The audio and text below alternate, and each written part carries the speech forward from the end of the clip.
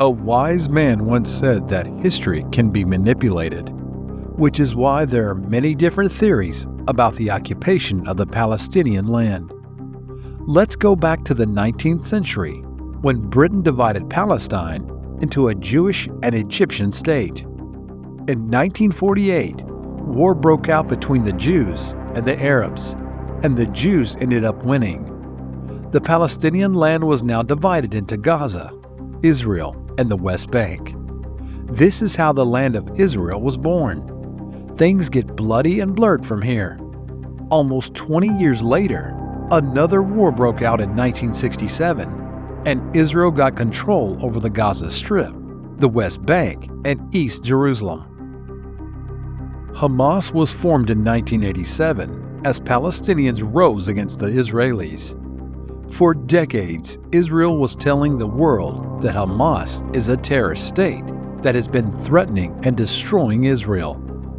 On the other side of the picture, history written by the people of Gaza says the Israelis, who came as refugees to Palestinian illegally, took their land. Since then, they have been killing the people of Gaza, aka Palestinians. Conflicts between Gaza and Israel in 2012 and 2014 resulted in thousands of casualties.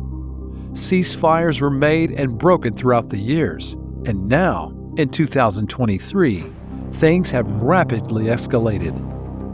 During these miserable times, many fortune tellers are coming forth and are getting immense attention. Let's just say they are fortunate, but what if we tell you that hints of the war have been written thousands of years ago in the Bible? Believe it or not, it's true.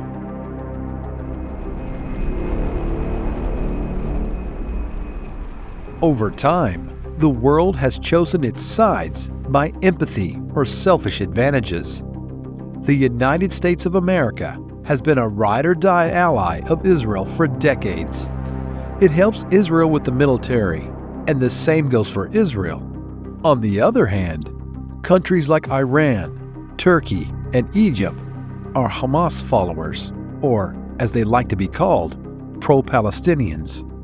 The support of these Middle Eastern countries isn't surprising for those who have read the prophecy in Psalm 83. The verses begin with, "Keep not thou silence, O God. Hold not thy peace, and be not still, O God. For lo, thy enemies make a tumult, and they hate, three have lifted the head. They have taken crafty counsel against thy people, and consulted against thy hidden ones." Verses 1 through 3. Here, thy people has been referred to as the ancient people of Israel, Jews in particular and their lineage. The next lines of Psalm 83 tell the believers that the mentioned nations must be destroyed. The tabernacles of Edom and the Israelites of Moab and the Hagarnes, Jebel and Ammon and Amalek, the Philistines with the inhabitants of Tyre, Assur also is joined with them. They have holped the children of Lot, Salah, verses 6 through 8. A person of biblical and historical knowledge will understand that modern-day Turkey is a descendant of the tabernacles of Edom. Saudi Arabians are Ishmaelites, and Iran is composed of Moab and Ammon. Syria has a place called Hagarnes. The ancient name of Lebanon was Gebel, and Tyre was the southern part. If we go back in history, modern-day Gaza was inhabited by the Philistines, and Assur is Germany. In between all these Islamic countries, we wonder what Germany will or might do to end up being destroyed. Let's quote another verse from the Bible book, Genesis, verse number 15-18. On that day, the Lord made a covenant with Abraham, saying, "To your offspring I give this land from the river of Egypt to the great river, the river Euphrates." Here the offspring of Abraham is referred to as Jews, and the lines explaining that God himself has bestowed the land of Palestine, now Israel, including Gaza, to the Jews. Now you'll be thinking that if the people of Gaza and the Jews lived together, why were only the Jews given the land? The next passage will answer your question. In chapter 10 of Genesis, states the territory of Canaanite extended from Sodom as you go towards Jer, as far as Gaza as you go towards Sodom and Gomorrah. In the Bible, Canaanites are referred to as the enemies of God, and these lines explain that the people of Gaza are enemies of God. It is because the people of Gaza didn't believe in God. The land was given to the believers, which were indeed the Jews according to the Bible. The next prophecy will leave you stunned, as it has partially happened already. In the book of Judges, a Bible verse of chapter 1 states, "And Judah took Gaza from its territory, Ashkelon with its territory, and Ekron with its territory. Now Lord was with Judah, and they took possession of the hill country." Through Israel has not been able to capture Gaza completely, many people will believe that soon enough Gaza will be under the control of Israelis, as Israel has blocked food and water transportation. It is not a civilized way to capture a land, but has there ever been a fair war in history? People around the world have a firm belief that Israel will capture Gaza because the land of Israel is mentioned as the promised land in the Bible. You might be thinking that the Bible is pro-Israeli, and it simply talks about the win of Israel and that capture of Gaza, but that's not true. In the New Testament, the book of Acts, a verse states that, "So when they, the apostles, had solemnly testified and spoken the word of the Lord all over Israel, they started back to Jerusalem and were preaching the gospel to many villages of the Samaritans in what is now known as the West Bank. But an angel of the Lord spoke to Philip, saying, 'Get up and go south to the road that descends from Jerusalem to Gaza. This is a desert road.'" Acts 8, chapter 25 through 26. The passage of the Bible narrates that Philip, who was the earliest follower of Christ, was instructed by God to go to Gaza and spread the message of the Lord. Philip played a role in spreading peace and humanity in Gaza. A commandment given thousands of years ago is still reliable because Christians, particularly in the West, thought petitions, donations, and protests are trying to spread peace between the people of Gaza and Israel. There's another prophecy that has already happened.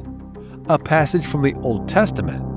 The book Zechariah of the Bible states, "Behold, I am about to make Jerusalem a cup of staggering to all the surrounding peoples. The siege of Jerusalem will also be against Judah. On that day, I will make Jerusalem a heavy stone for all the peoples. All who lift it will surely hurt themselves, and all the nations of the earth will gather against it." The passage explains that there will be a time when Jerusalem, which is now the capital of Israel, will be the center of conflicts. Very well, that's accurate. These lines can be referring to the ongoing war between Gaza and Israel. The disputes can also be referring to other nations that are in conflict with Israel over the Gaza issue. The passage continues to say that the world nations will stand against it. Accurate again. Some nations have already been mentioned in Psalms and in the Bible. Now let's go into the scary bits. Many religions, including Christianity, tell their believers that when the end of time is near, humans will lead lustful lives, lust of wealth and power, and humans will lose their humanity. Perhaps the war between Gaza and Israel is a sign of the end of time. From Peter verse 3:34 states, "Knowing this first, that scoffers will come in the last days, walking according to their lust, and saying, 'Where is this promise of his coming? Since the fathers fell asleep, everything continues from the beginning of creation.'" We know you'll be thinking that you have heard all of it for decades, but another verse from the Bible will make you think twice about the end of time. "But beloved, do not forget this one thing.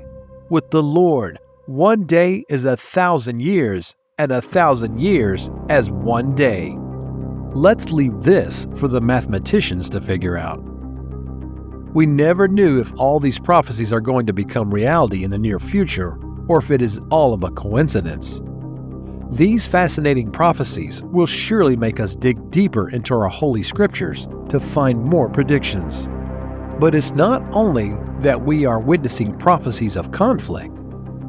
Michael D. Nostradamus, whose enigmatic and mysterious predictions are known throughout the world, is believed to have prophesied many disturbing events over the last century. For the decade after 2020, he has left a particular disturbing prediction foretelling a conflict that could escalate to World War III. In his book, Nostradamus writes, 7 months into the Great War, people have died from atrocities. Ruin Aurora will not fall before the king. Initially, analysts believed that the prophecy was related to the situation in Ukraine. However, this interpretation was rethought after the rocket attack carried out by the Palestinian group Hamas against Israel. More than 5,000 rockets were fired at cities in Israel, including Tel Aviv. Israeli Prime Minister Benjamin Netanyahu described the situation as a state of war. In the light of these events, commentators have begun to view with renewed alarm with a aforementioned prediction of Nostradamus. The question arises whether yet another of his predictions will become reality. We would be delighted to read your thoughts on the subject in the comment section.